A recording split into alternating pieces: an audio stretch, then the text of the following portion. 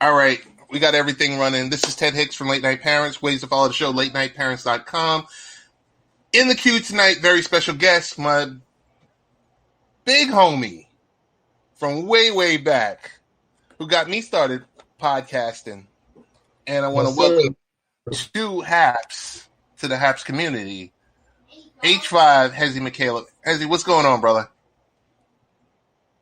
Oh, man, I can't call it. Just a Southern boy trying to get it done, you know? Good to see you. Good to see you, man. This is a long time coming. It seems like nowadays we only get together every, once in a while. Yeah. I mean, the last time I saw you, you was down here. It was me, you, and Danny. We linked up, if you remember that, downtown Orlando. Yes. We had a good night that night, Yeah, we did. But it's been a minute. It's been a minute, man. Oh, my goodness. Who's in the... Michael Bathurst, how you doing? Big shout out to Mike. Michael has... Danny... I was thinking of Danny. Hezzie, Michael has a great show. I watched the morning version of it, but he has a business show on the weekend. He has an evening show. I don't know how this guy does it. He's a great follow. Michael, I want to introduce you to Hezzie. Hezzie is new to the Haps community.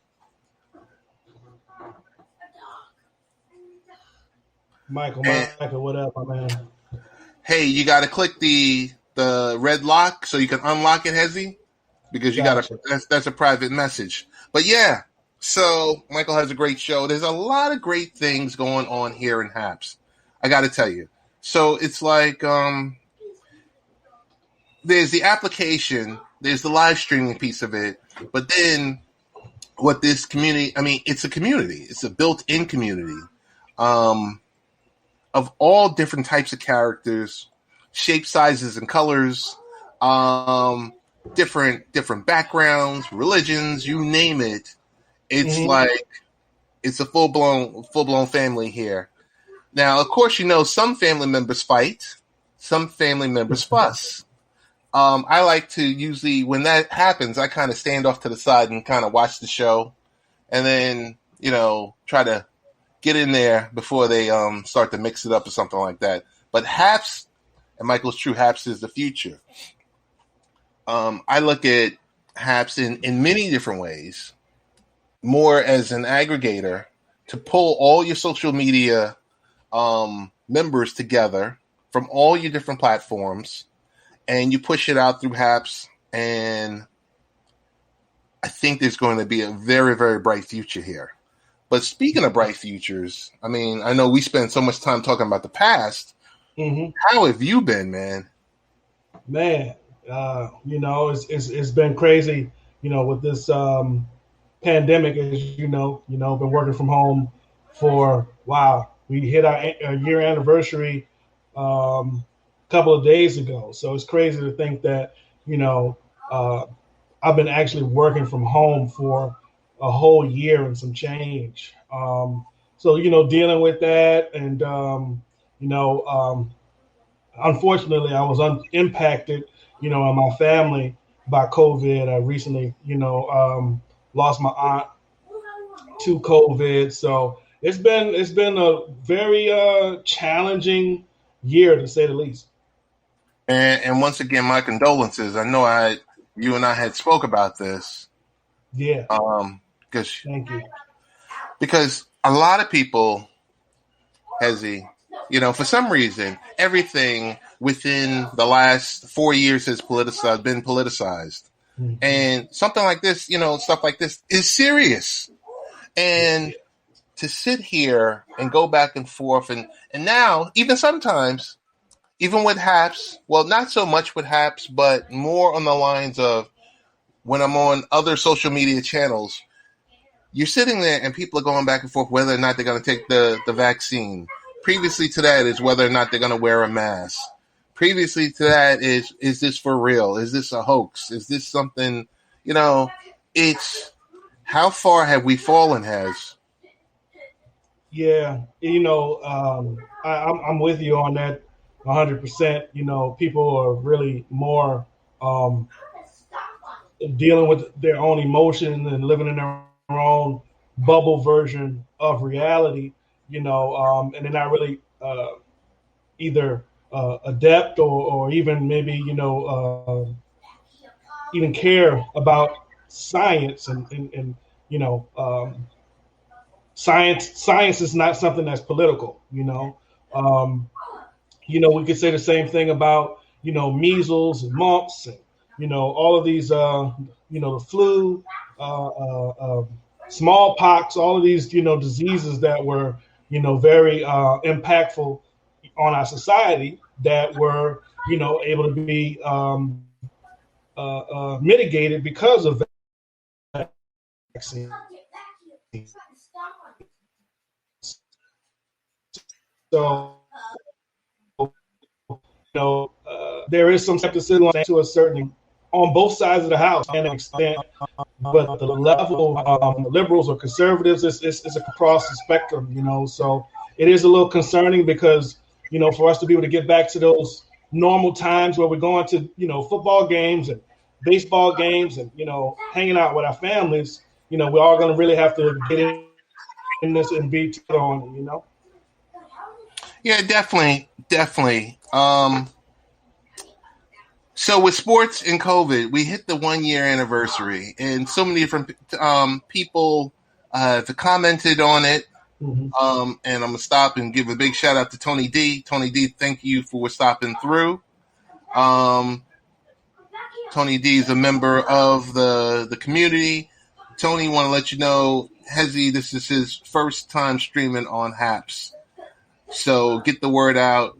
You can follow him at Chala #1. So we get to the point of sports and COVID. Everyone remembers where they were in regards with the NBA, when games and everything, the full stoppage happened. And then when sports were restarted, 2 months or so later, the no fans, some leagues not coming back, some leagues canceling, from college to the pros. How is your viewing now of sports? Is it back to where it was before, where it was part of kind of like your relief to get away from politics and everything else? Or have you had a huge problem with watching sports with the diminished crowds?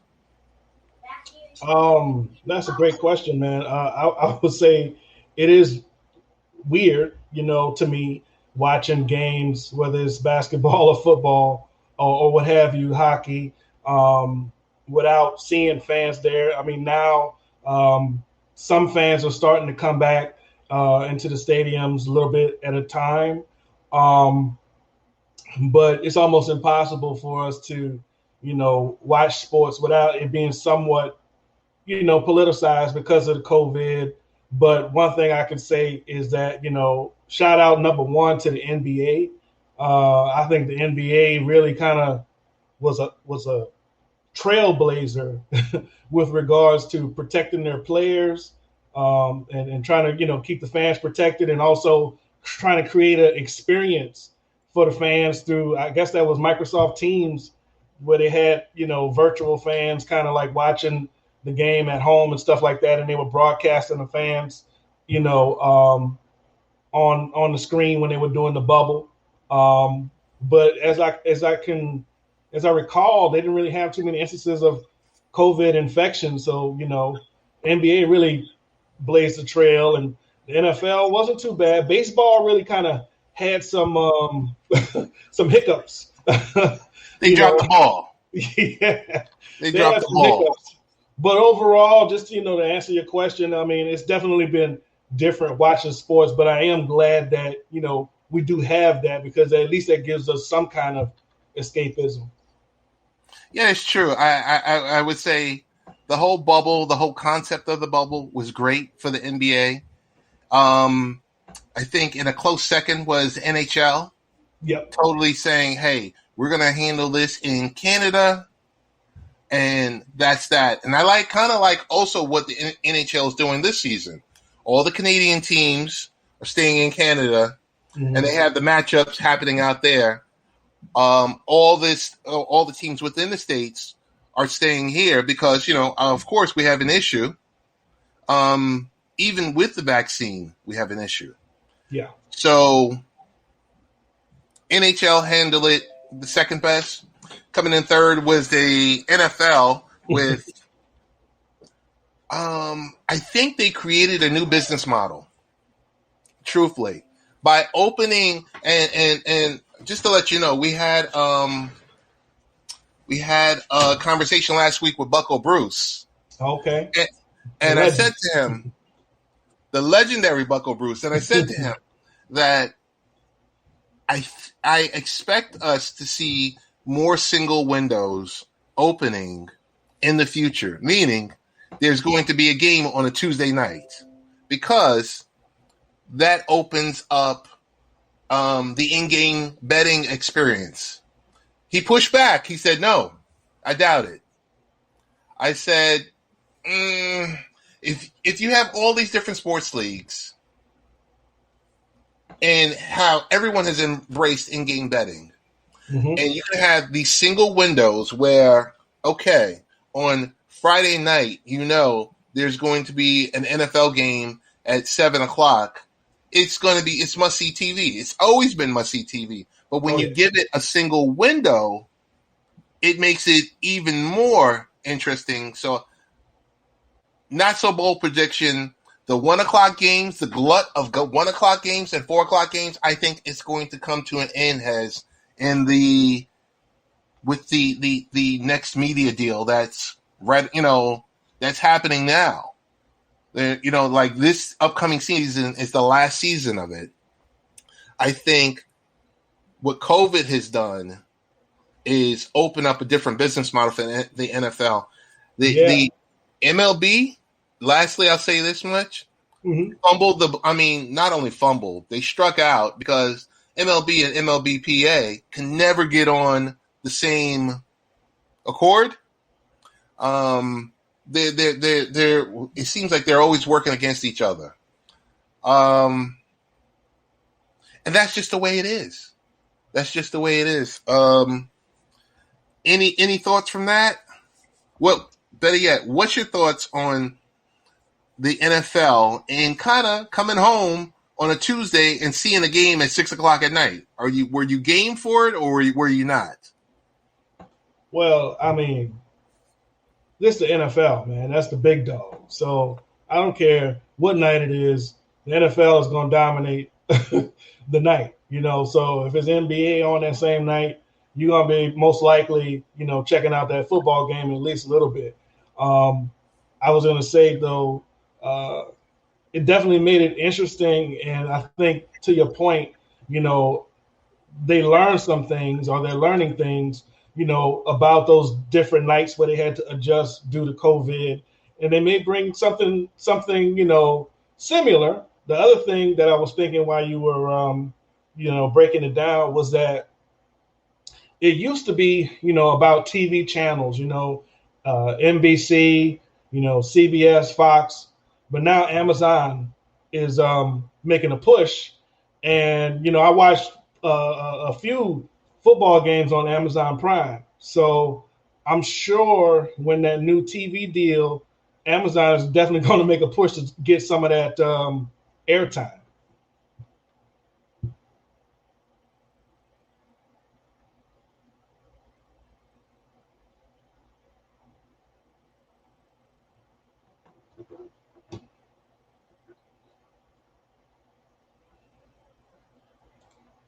And truer words couldn't have been spoken. I don't know. So, leading into last season, there was a lot of discussion about social justice issues. And I know you and we've been friends for many, many years. There was a few years ago, you had kind of put football aside. There was a sense that from me speaking with you, I guess you had felt at the time the NFL wasn't doing what it needed to do in regards to social justice. With this last season, do you feel like they've made the necessary changes? They definitely. Well, let me just say this. It's kind of like a two-part answer. Roger Goodell, I feel like did everything, in his power to really kind of raise awareness and try to, get the players, a platform where they can kind of speak on issues that they care about. The NBA is very good about that, letting their players just kind of, speak freely. NFL, not so much. You get fined, suspended, all of that kind of stuff.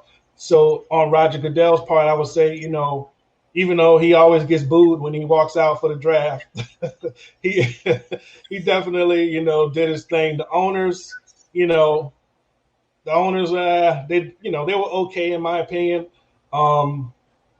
I wasn't really a big fan of the, lift every voice and sing, before the game. That's just me personally. I just would rather see, more stuff happening in the communities and just, allowing the players to kind of, speak their minds when they wanted to speak their minds. So yeah, that was kind of my thoughts on that. So, but Hez, tell me this much: with a product that's making what $12 billion in revenue a year, these billionaires own and control this league. I'd like to see how we're going to, how this is going to happen. I would say 5 years down the line, if we continue down this path versus if they take a few steps backwards. So I'm gonna hang back from making a comment because I'm gonna take next two seasons and observe and just see, okay, is it a little step, another step forward or not? Want to segue? I'm sorry, before you segue, I do have one thing though. I had to say to myself, with all of the push that they were making with the players, Roger Goodell kind of letting them have their freedom. I was like, man, Colin Kaepernick's got to be sitting back somewhere like, man, you got to be kidding me, man. I died on this hill and I don't got no job. Yes, sir. So Hez, I know you're big into pop culture. When we used to do Barbershop Sports, there was always pop culture weaved in with sports, a little comedy and a lot of different serious topics. I don't watch this stuff, so things haven't changed. We might have been friends for many, many years, but I didn't watch the Grammys before, and I didn't watch them now. So did I miss anything, or did you watch the Grammys this past Sunday night? I think, in these in this day and age, even though I am still pop culture, I've become more like yourself, brother, because I didn't watch the Grammys. I really didn't have any interest in them.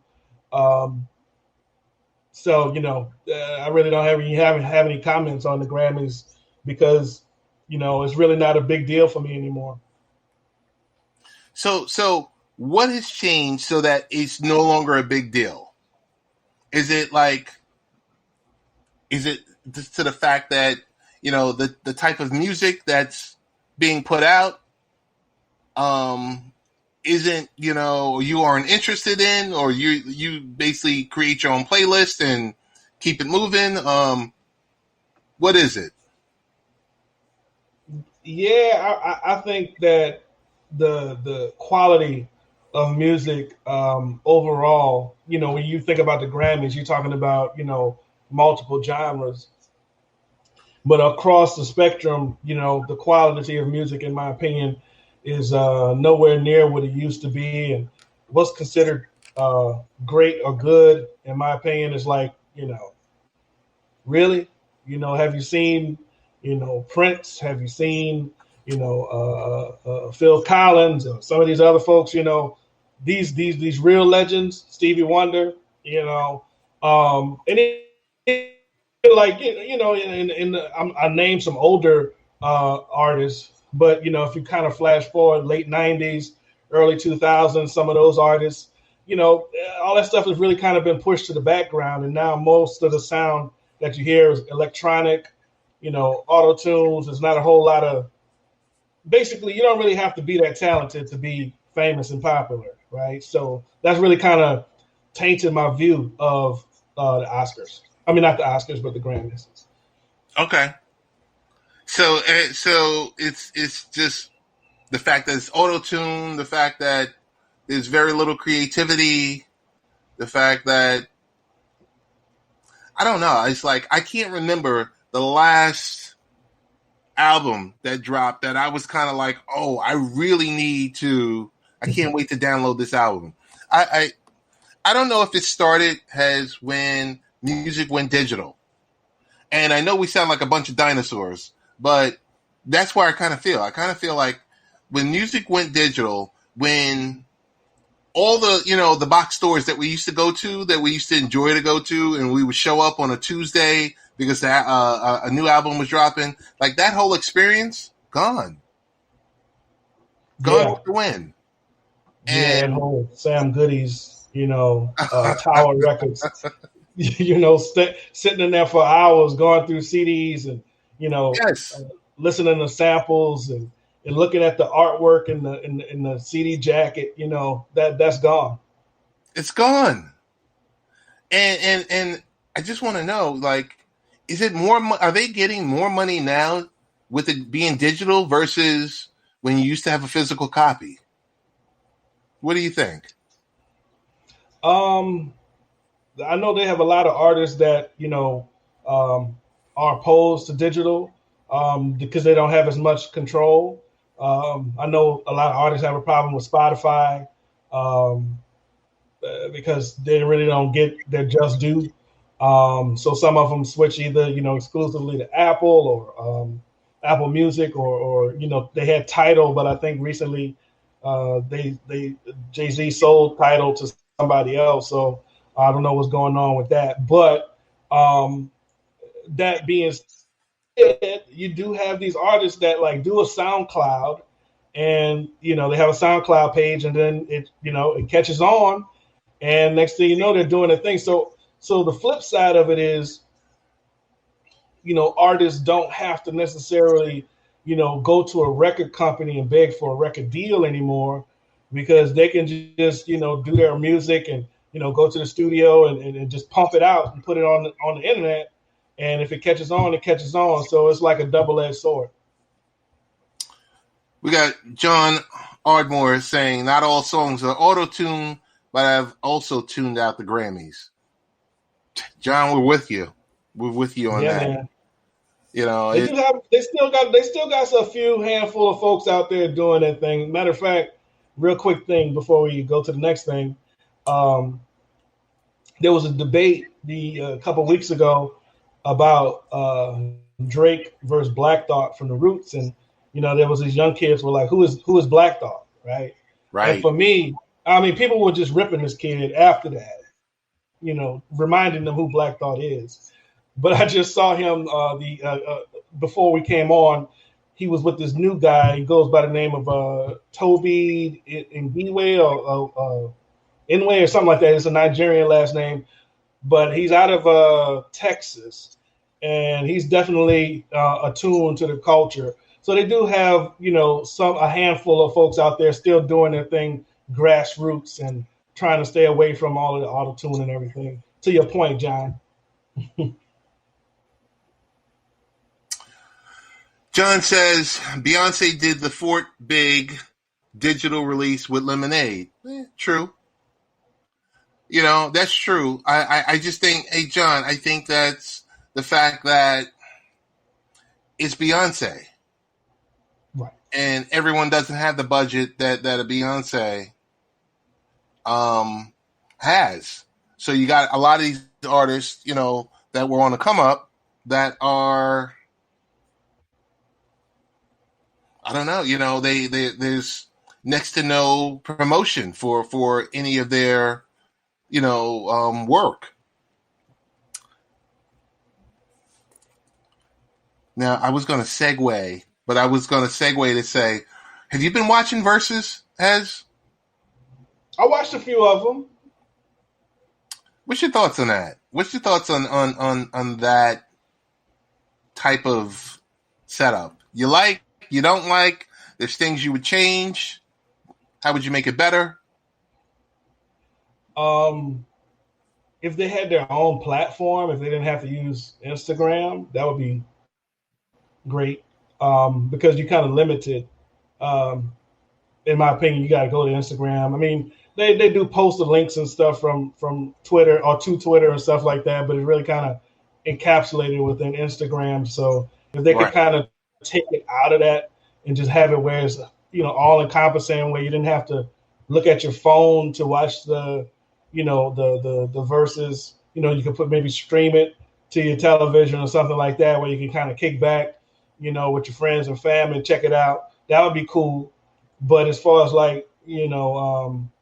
how the pandemic has kind of like reshaped things, it's a new venue, for people to be able to get access to some of their favorite artists and see them in a different light, So I don't, even when, we start to get back to normal, I wouldn't be surprised if they keep that going.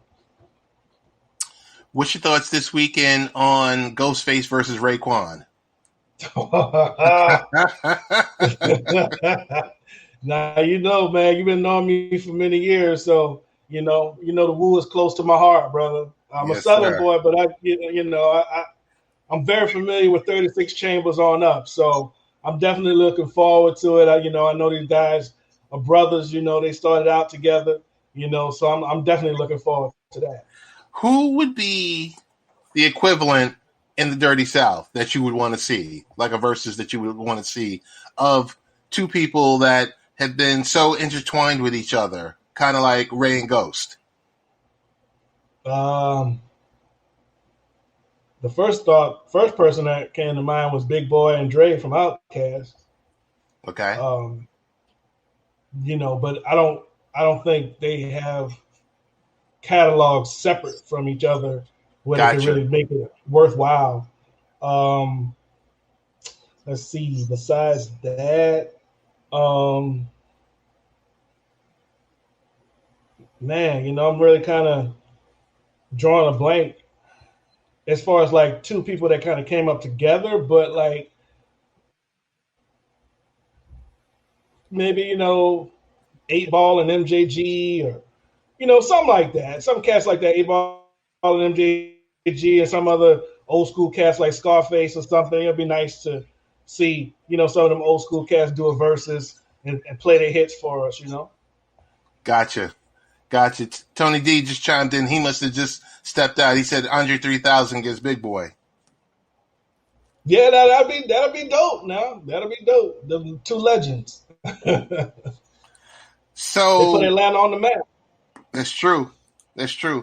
So I guess I want to talk about governors. I have a governor in New York that's under scrutiny for some of his indiscretions in regards with sexual harassment, and also with, as we would say back in, if we were watching The Wire, juking the stats on the nursing home deaths. And that is Andrew Cuomo.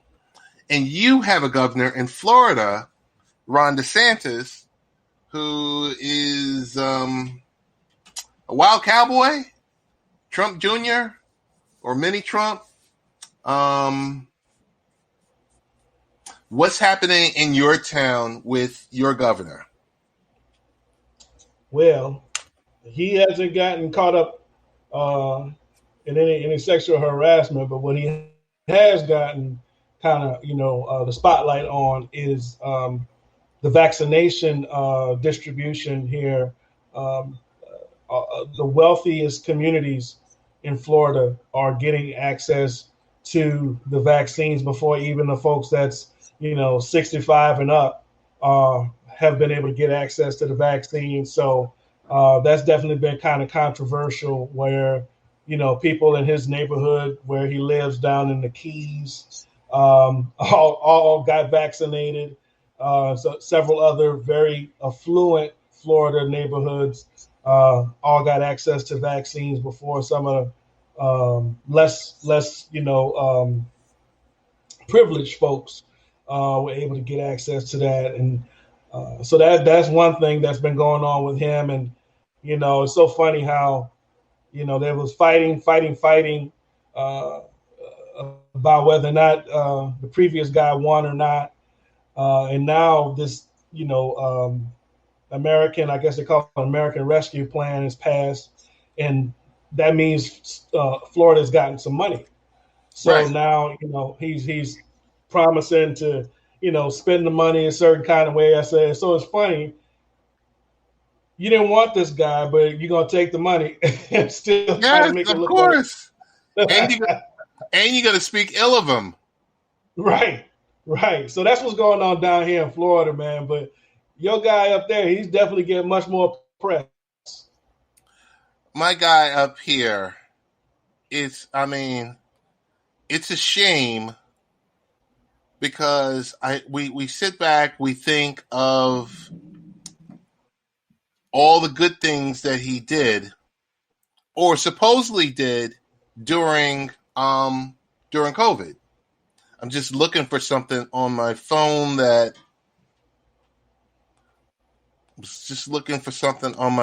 Hang on one second, because I thought it was something that was great.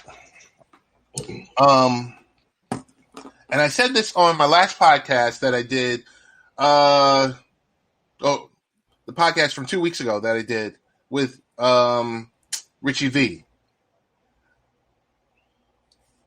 Hang on one second. I said, unfortunately,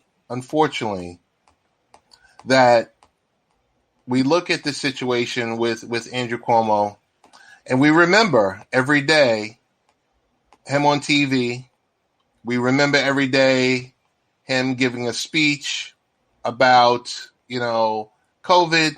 When things hit, really, hard in New York, we were, the epicenter of the world.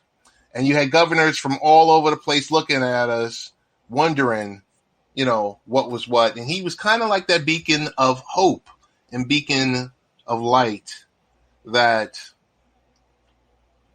people needed, because at the time we weren't really getting that type of leadership from the Oval Office. So he would go out there and he would give you facts, and then he would separate it with giving you his opinion. Somewhere down the line, I don't know how you can go so right and then go so wrong at the same time. And we go from, the daily pressers to now, numbers being misconstrued on purpose. The fact of the matter, and then the other scandal is, with him not keeping his hands to himself, allegedly, with him, abusing his power, allegedly, with him just not acting like, the leader of a state. So I think, all in all, he's put himself in a situation where the assembly in New York is primarily Democrat. So your own party wants to push you out.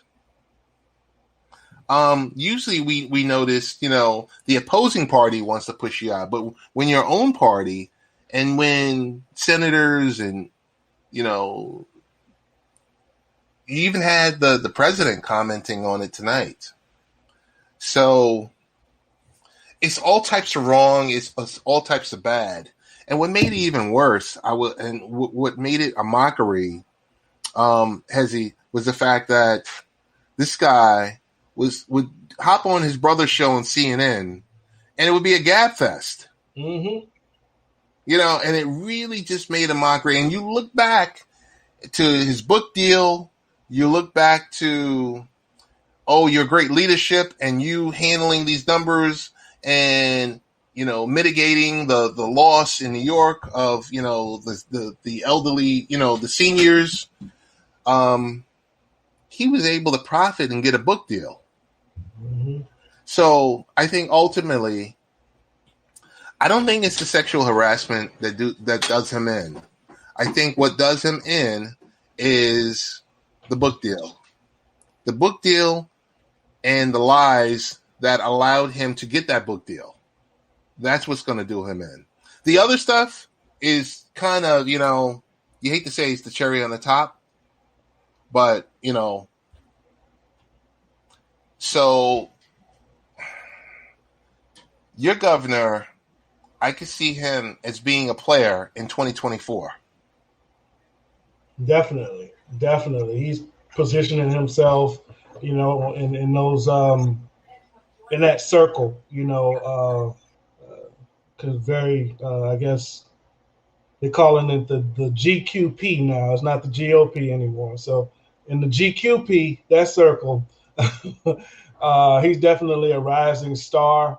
You know, positioned himself potentially to make a run at the presidency. So we'll see. The thing that we really need to see, you know, and we need a little more time to know how it's going to have an impact on the party is the what they call Trumpublicans, I guess, if you will. You know, is that still going to be hot going into 2024, especially with him not being on Twitter, you know, being that voice that he has been, you know, pretty much since 2012, 2013, when he you know, kind of threw his hat into the political circle. Can these other people like DeSantis and, you know, Lindsey Graham and Ted Cruz and Josh Hawley, folks like that, can they keep that going? My quick 2 cents on it is no, because they don't have the charisma, you know, of Donnie. So we'll see. But with your guy up there in New York, man, you know, the thing that really kind of bothers me the most is he's just not. He doesn't have the level of contrition that you would think somebody should have for all There's of these. no remorse. Yeah, you know, no he's remorse. Like, you know, this is cancel culture and all that kind of stuff. And maybe to a certain extent, some of it is. But I really feel like I don't know if he's going to resign, but I don't think he's going to get reelected. That's just my 2 cents. What's your thoughts on cancel culture as a whole? I mean, I was gonna say if I don't know. I'm not really sure if it's a thing. Really, it's more of well, it is a thing. It is a thing. Like the problem with it is just because you're offended doesn't mean you're right. If that makes any sense, right? So just because I'm triggered by whatever, it doesn't mean I'm right, you know. And you got these social justice warriors on both sides of the house. They get triggered and they say, all right, we're not going to, you know, buy anything from this place anymore, or, you know, we're not going to buy any records from this person or watch this person's TV show anymore or whatever. It does work to a certain extent, but I think it's gotten so far out of control where there is no balance, you know, no due process. There's no, you know, okay, let's wait and see how things go. And that's kind of what you're kind of looking at right now with Cuomo, because if you remember Northam down in Virginia, when he got into his situation with the blackface, and he didn't resign, and he's still there and he's doing his thing. So, you know, I guess you can take that for what it's worth.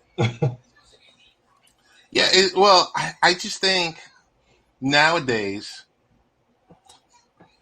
the GOP were always to the point of, hey, I'm not resigning. And you run into a Democrat or an independent, and once the party tells them to resign, they're out. I noticed that with Northam about a year and a half ago. I noticed that about him, his lieutenant governor, who was in some type of scandal similar to Cuomo, and I think like their attorney general, like all three of them had scandals in Virginia, and no one resigned. Everyone said resign, resign, resign. They said no, I'm not doing it. And you go back to thinking about so John said it was one thing with Northam. Okay. Well, it's multiple things with Cuomo. Definitely. I'll tell you that much, John. It's multiple things, but I'm just, you do something. There was an issue, and I guess it's based on what you're doing or the issue that the people have with you. Because I think if you show a bit of remorse, I mean, Cuomo, there's no remorse at all. There's no contrition. There's no remorse. There's nothing at all. But the funny thing about that is, they've done polls with people, constituents, and there isn't really any overwhelming, push from everyday people for him to resign. It's more political, people that's already elected, that's asking him to resign. But like everyday New Yorkers are like, we're just going to wait and see what the investigation says. Right. Because it gets to a point on, okay, do we wait for the investigation, or have you seen enough? Have enough people come forward? I mean, because we're told to believe the women. Believe women. This is what they're saying. They're saying, and if X amount are coming out to say, I've had this interaction, I've had that interaction, okay? And you wait for these independent investigators. Doesn't it become his word versus theirs? Yeah. I mean, and this would definitely, if we had a famous show, maybe get me canceled, but it's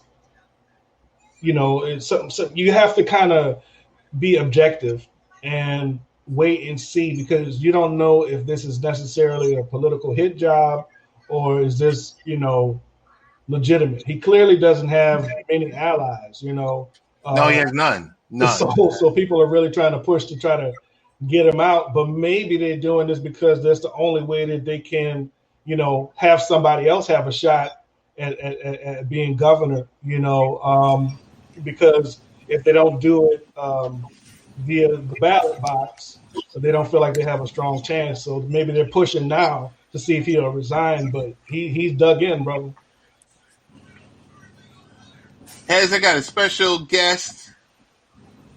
I see that. Guys. My main man. The only Saints fan I get along with in the United States of America. And the only Falcons fan I get along with. We got Danny Thompson in the building. Danny, before we get started, John, you're correct. Al Franken resigned over a picture where he was pretending to, well, we remember the picture. Right. And the woman was asleep, and he resigned. And you had Gillibrand, you had everyone else stating that he needs to resign. So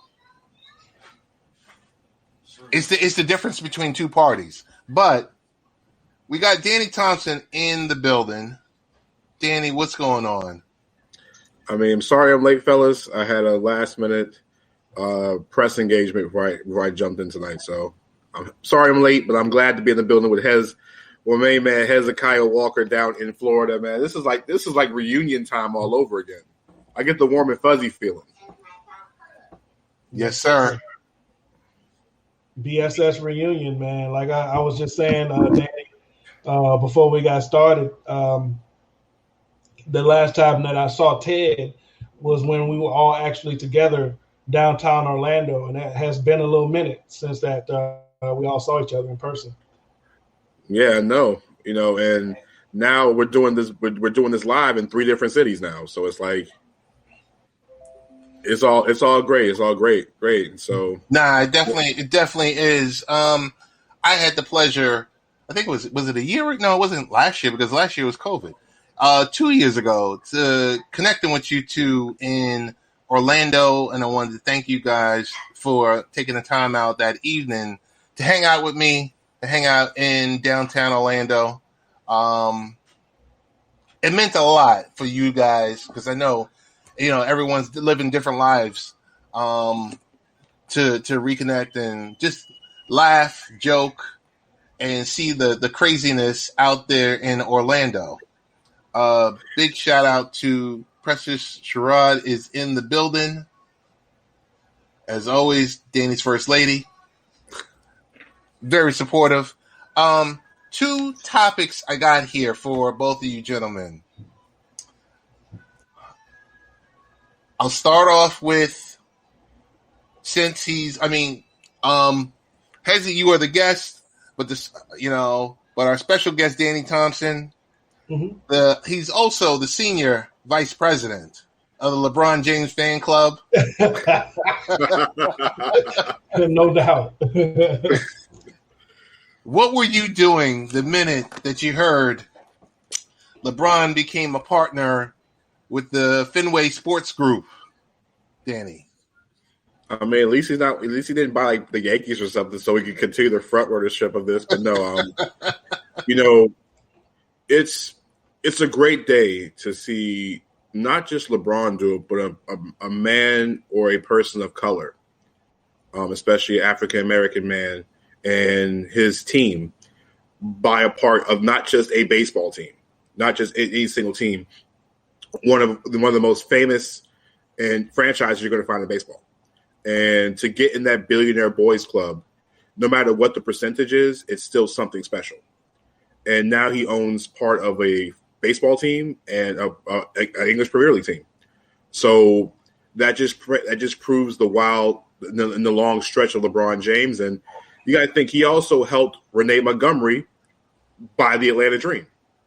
So it's just like LeBron opened doors not just for himself, but he's opening for everybody else. But when I heard about the Red Sox, I'm like, man, couldn't he help the Mets out or something here?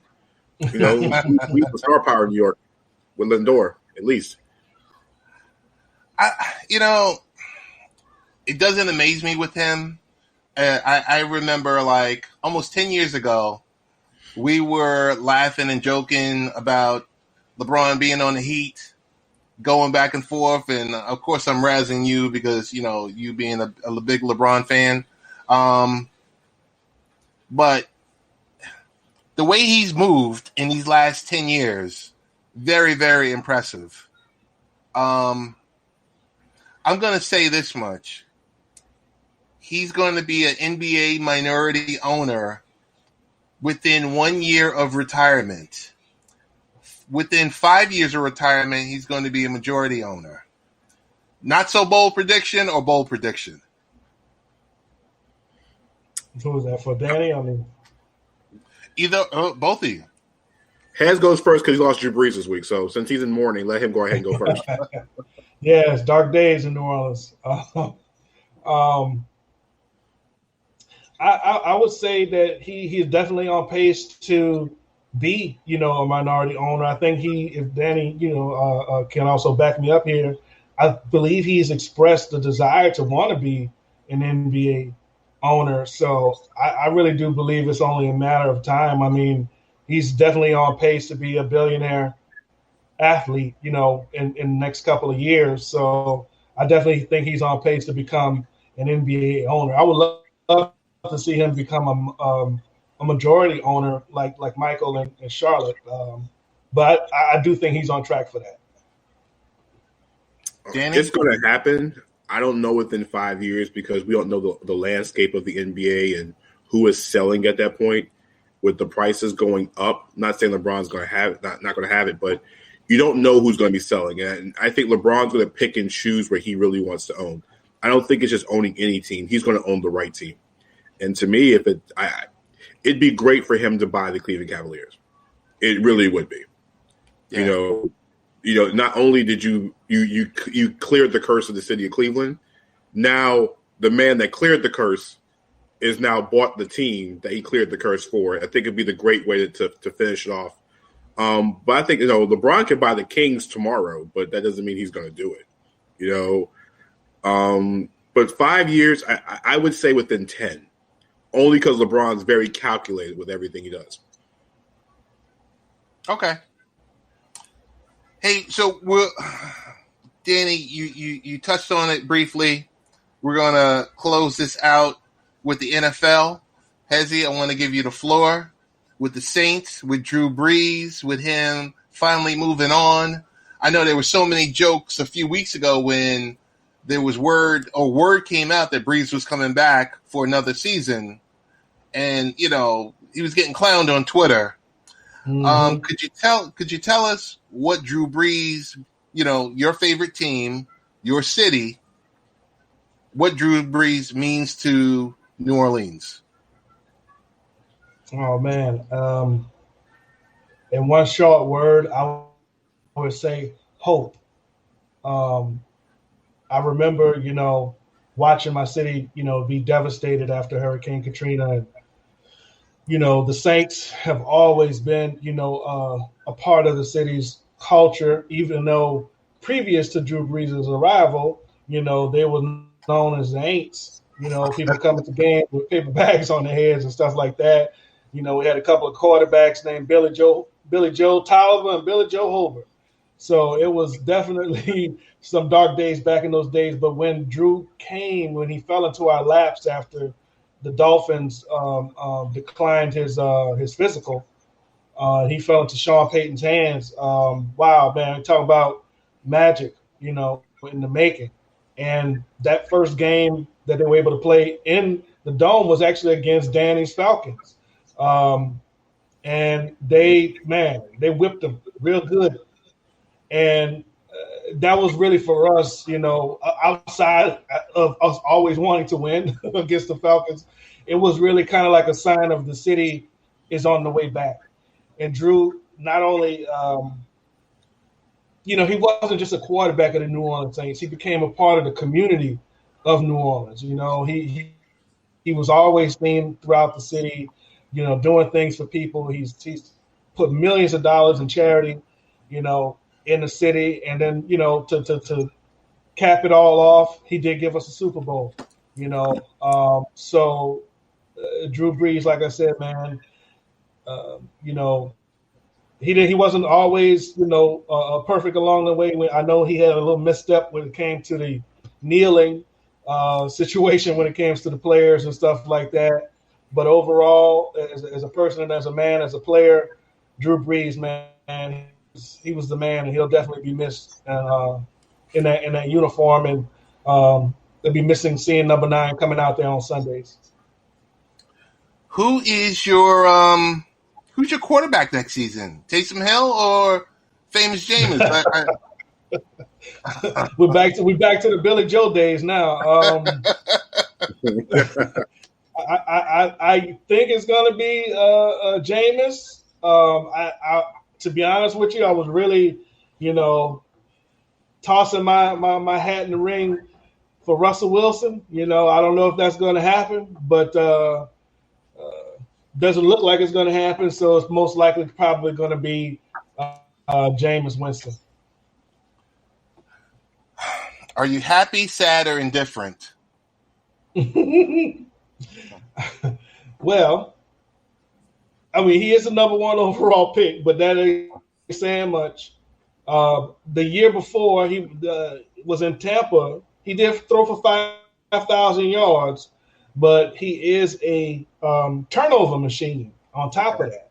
So I don't know if with all of this extra time and him and Sean working together, if he can cut down on some of those turnovers. If he can do that, then, it may not be too bad in New Orleans. But if not, I think they're going to be, either looking towards the draft or trying to pull off some kind of trade. Because, now that New Orleans is used to being a winning, franchise, the Saints, I don't think the fans are really going to want to go back to the Aints days. They want to continue to compete. So the pressure is going to be on Sean Payton to really bring in somebody that can help him keep pace, because, Tampa Tom Brady just re-signed for 4 years, and they're bringing back the whole team. So Tampa is strong, man. Danny, what's your parting shots on Drew Brees? What he and I guess in the form of competition, of being in your division, you facing him at least twice a year. Your thoughts on him? There's two types of hats you have to wear in situations. The Falcons hat as a fan, because you watched Drew Brees for what it felt like ions of years, because we used to beat the Saints consistently and pretty regularly before Drew got there. And to have Drew literally pick apart our defense, and not only to what Hezzie's point was, he elevated a franchise, he made them relevant, and he wasn't the biggest guy on the field. He wasn't the prototypical 6'5" quarterback. He was probably the smallest guy in the league, but he was the most lethal with his arm, and as from a sports fan perspective, I mean, he's going to leave the game as one of the greatest quarterbacks to ever play in the game. He won the Super Bowl, so he'll never have that stigmatism of being a guy that just didn't get it done. I had a chance to talk to Drew at the last Pro Bowl in Orlando, and ironically, I have a picture of Drew. In my back catalog, and right before I took the picture, ironically, the lady who was my camera person week at the Pro Bowl, she was a Saints fan, so I had to hear it all week. So as we're taking the photo, she yells out, "Now Danny's a Falcons fan," and he says, "Oh, I'm sorry." We had this laugh, and he was like, it's really big of you as a Falcons fan to take a picture with a Saint. I'm like, it is big, but you're a different type of New Orleans Saint. You're one of the Saints I respect on this team, and he's the ultimate competitor. I didn't, as much as I don't want to see the Saints win, I hated his last game was that way it was. You wanted to see him go out with guns blazing, whether it was win or lose. But outstanding player, outstanding human being, very friendly. I remember he stayed on the final day of practice an hour signing autographs and taking pictures of almost every single Saints fan in Orlando at Disney that day. And he made sure that every kid or every adult walked away with a smile. So, he's just a good guy. Like I said, he had missteps with, the kneeling situation, then everything with Donald Trump. But he's human. We all make mistakes. We all have our things. And, no, I respect Drew. I really do respect him. But now, since Captain Crablegs is quarterback, they can go back to being last place in the division now. So, sorry, Hezzie. I will say this much. I think it's golden. It's, what?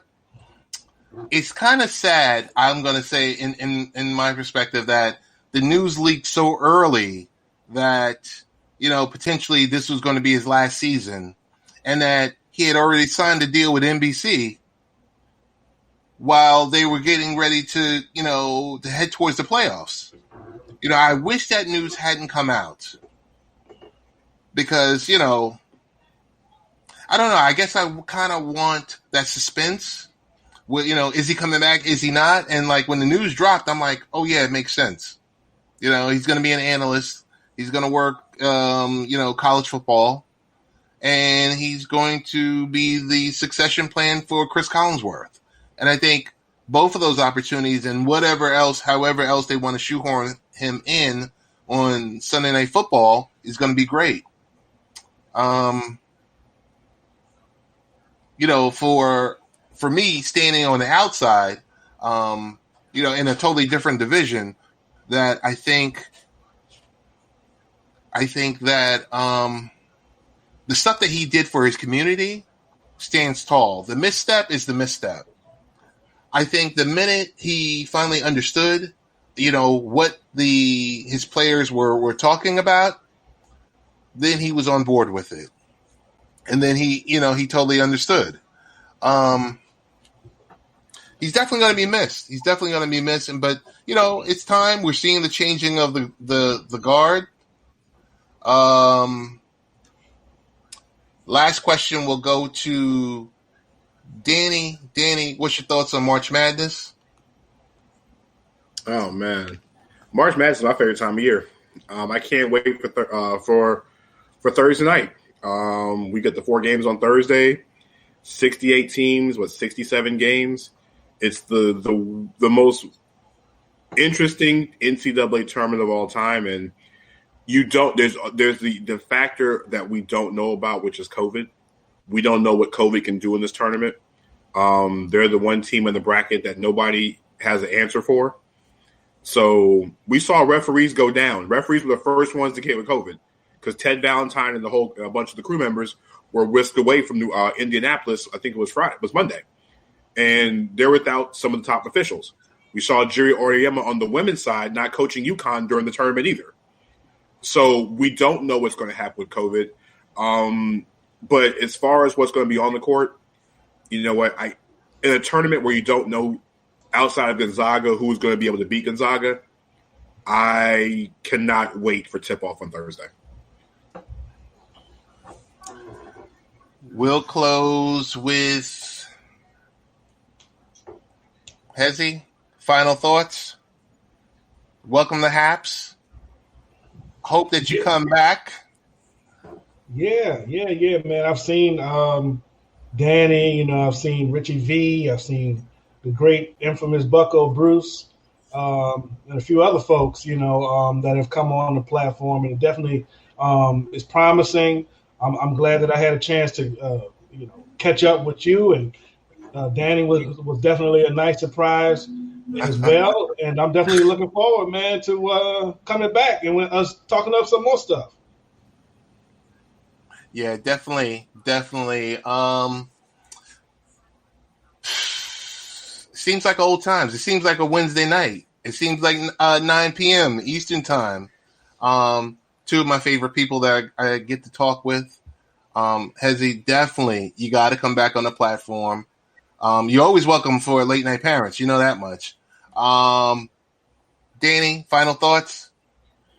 I mean, it was when the bat signal came and I heard that the great Hezzie was on the show tonight. I'm like, I got to stop through. So we scheduled it. As soon as LaMelo Ball's press conference ended, I zoomed right over here. So appreciate you. Always, bro. It's family. It's love. Definitely. So, Hezzie, I would love to make this a monthly thing. I'm going to start off by saying monthly, and then we can work you into bi-weekly for at least a 30-minute set. But we shall see. So I'm going to start off by saying monthly or bi-monthly. You got to make sure you come back. Definitely. Let's make it happen. All right. That's good. We didn't get deep into the realms of the BSS Bible, some of the old shows and old skits and stuff that we need to talk about. We'll save that for next time. Danny, as always, you're a great follow. Since I got you right here, tell us about the NBA show. Danny's going to be hosting an NBA show. I guess the date is to be determined. Listen, I mean, it'll be on before Dr. Dre's Detox album is released. Okay, well, we're going to do it before then. All right. There have been a few hiccups in the delay of the NBA show because of really the scheduling of the NBA season. The Hornets kind of became good, and now they're on national TV and play on different days than normal. So the NBA show is coming. It's going to start before the playoffs. But on the other side, I do have a March Madness show tomorrow. Since the brackets are officially locked tomorrow, I want to say 6 p.m. I'm going to do a show breaking down and actually picking my bracket on air. What time is the show? The Hornets will play at 9 o'clock tomorrow night, so I will jump on Haps around 8:30 tomorrow night before Hornets tip off at 9. So that way I'm going to do 30 minutes, break down my bracket. Like I said, that way you guys can literally see my bracket on air, and then when Thursday gets here and my bracket's destroyed by midday Saturday, you guys know where to find me on that one. Gotcha. Well, I definitely want to thank both of you. Much love to you. Platform is always open. We shall talk again. Ways to follow the show is latenightparents.com, and we are out.